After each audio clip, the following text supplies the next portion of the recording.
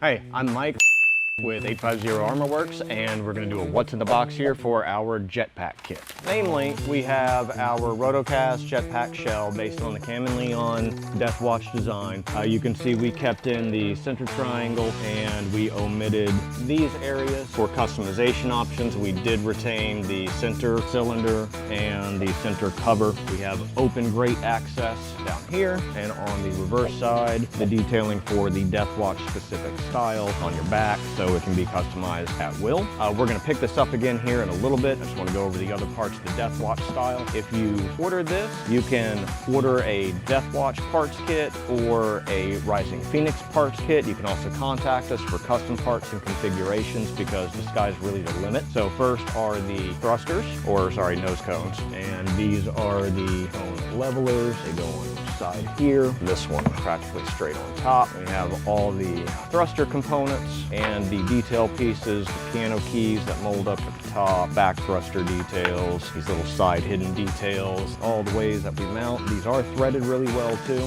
I believe they're reverse threaded if you do them right. Threaded for your comfort and enjoyment.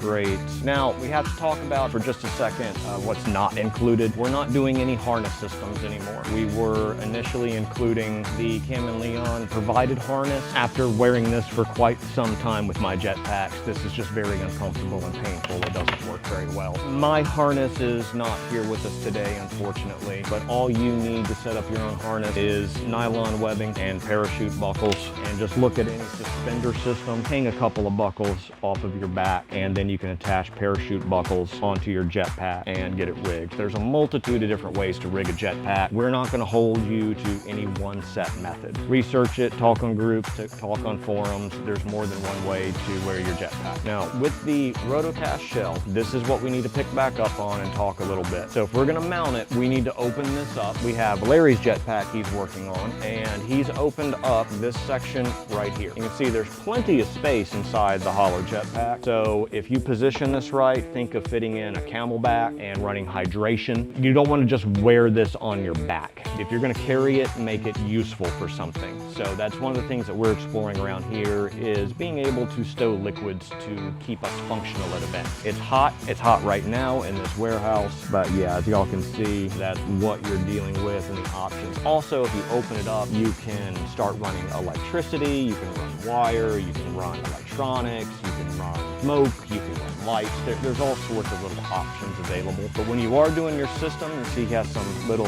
plastic plates glued right here. That's so we can get this resin portion that was cut off back on as a detail plate, and a little bit of extra reinforcement whenever he's running his strapping system on the inside of it. That's about it. Thank you for joining us on this episode of What's in the Box, and we'll see you next time. Man, it is hot.